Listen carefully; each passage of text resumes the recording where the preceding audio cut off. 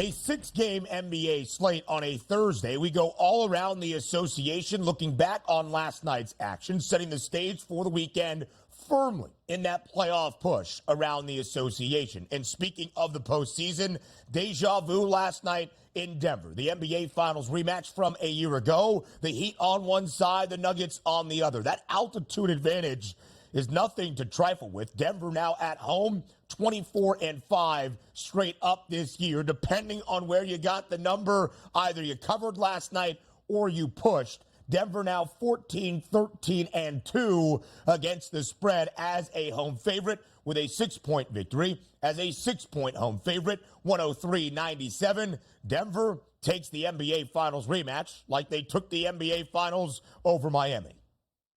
By the way, you take a look at this game overall, right? And again, you're going to feel great about this game depending on which way you bet and which line you got. But let's remove that from the equation. I actually like the performances out of both teams. Say, how could you like that? It was 107-97. What the heck actually went on? The scrappiness of the Miami Heat without their full starting lineup hanging around there with a chance to beat the Denver Nuggets. Now, chance I use certainly slightly, but staying inside the number and being competitive here. You take a look at the Denver Nuggets. If I would have told you this, Ben, before the game, hey, you know what? I know what that box score is going to look like. Jamal Murray is going to give you 6 points in this game. Nikola Jokic is going to give you 18. Like, wow, that's a Miami Heat performance that they're going to gut out a victory here. But still, the Denver Nuggets won without their superstars even playing well. And quite frankly, I didn't see this come down, but only 14 minutes out of Jamal Murray. I'm going to assume he probably left with some sort of injury in this game, and they were still able to pick up the victory. So that's a pretty good performance out of the Denver Nuggets. And what was the actual injury here to Jamal Murray? Do we know exactly what it was? Ankle, knee, or hamstring? Exited early with what they are calling a sprained ankle. The severity of it, a timetable really has not been set, but that is why Jamal Murray left last night. For Miami, no Tyler Hero, DRS, as you mentioned at the top of the show. Jimmy Butler did return after serving his one-game suspension earlier this week for being involved in the fight with the New Orleans Pelicans last Friday night, and he returned with a 21-point performance. The first game of 5 for Denver following the All-Star break. That Nikola Jokic has not recorded a triple-double. Only 7 assists last night in under every one of those prop categories, but Michael Porter Jr.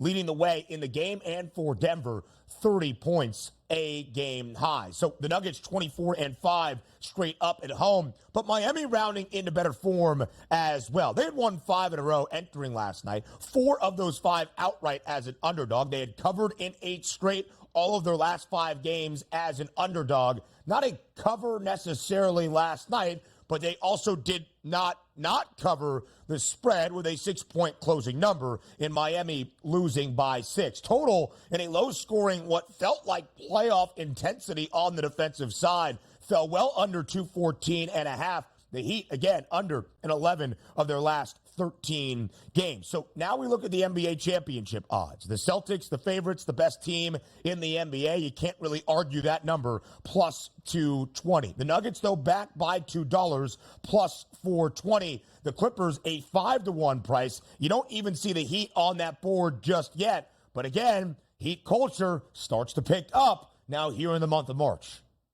Yeah, and we're still waiting to get, there's a couple teams out here like the New York Knicks, the Philadelphia 76ers, the Miami Heat. We want to get glimpses of them full gas and in good form heading down the stretch to make a more informed decision. But based on what we're looking at now, you still, like, remove the Celtics from the equation, right? You start to take a look at the other teams that might be able to knock them off.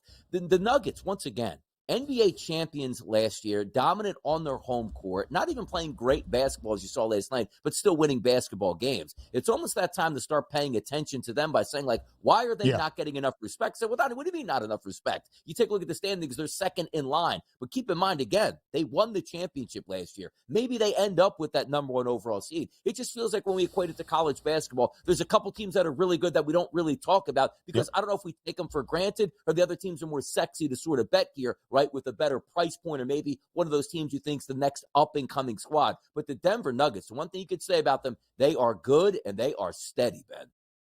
And they have won all 5 games since the All-Star break. Now 41-19, only a game and a half back of the Minnesota Timberwolves. Oklahoma City now a full game back of Minnesota after getting beat, snapping their 6-game win streak on the road in San Antonio. The Spurs winning outright at home as an 11-point underdog. But this was also the case with Denver last year. We looked at all the teams behind them that might make that run. The Nuggets were the underdog in their second-round series against the Phoenix Suns. The Suns closed as a slight outright favorite in that series price. Maybe a similar theme for Denver this time around. By the way, Miami, fifth best price to win the Eastern Conference crown at the moment, a 14-1 number. And there are some actors, perhaps, in the Western Conference DRS that are behind the Nuggets in the standings, that have the playoff and championship pedigree, that are starting to play better basketball here in the home stretch. Of course, including the Golden State Warriors, who have now won 13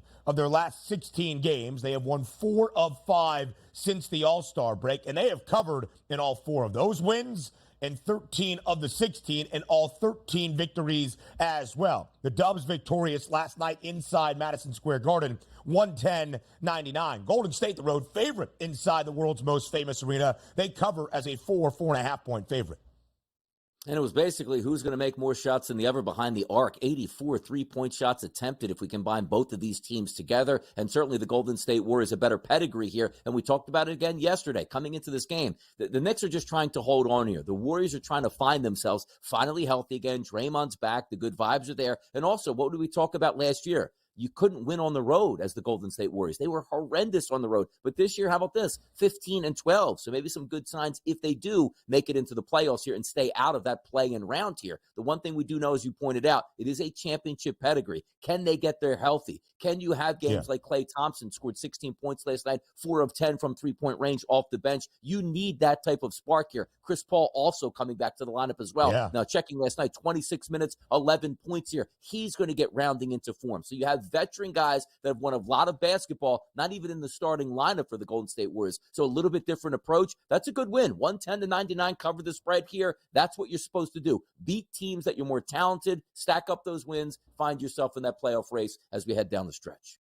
Steph, a game-high 31. He hit 8 triples last night, 8 of 18 from beyond the arc. Jonathan Kuminga, second most points for Golden State with 25. Jalen Brunson doing all that he can for New York. His points prop closed at 31.5. He stays under with 27. And again, Josh Hart has to be a Tom Thibodeau basketball player crafted in a lab. 47 minutes last night, 14 points, 18 rebounds, and 7 assists. The New York Knicks have now dropped 8 of their last 11. They've only covered once in that 11-game span. And, the total of 223 stayed under. Golden State has won 13 of 16. They have been under in 13 of 16, all 5 since returning to the action from the All-Star break. New York here in 2024, under in 22 of 28 games. The Suns get a win at home against the Houston Rockets, winning by 5, 110-105, but they do not cover as an 8.5-point home favorite. 35 points from Devin Booker, 24 points for Kevin Durant. Last night we expected Bradley Beal to play. He was not in the lineup for the Suns, who now as a favorite this year, 18-25-2 against the spread. A victory for Phoenix, which is important in terms of playoff standings, but yet again a non-cover for the Suns at home. Exactly. Every win is important. We certainly want to agree upon that, but only beating the Houston Rockets by 5 points, a little bit of a disappointment because the Rockets now 5-24 on the road and basically looking towards the ping pong balls as opposed to a playoff run. And this is what's going to be tough about the Phoenix Suns, Ben. We know the talent is there. Before the season, I thought they had the ability to win the Western Conference, but still even handicapping them, it's so tough. I haven't seen them full gas for enough times, and we know how this works out. You can't just show up in the playoffs not playing a lot of basketball together like, hey, let's go win an NBA championship. It doesn't work. It does not work. You need that lineup to groove. You need the depth in the valley as well, but a victory last night for Phoenix.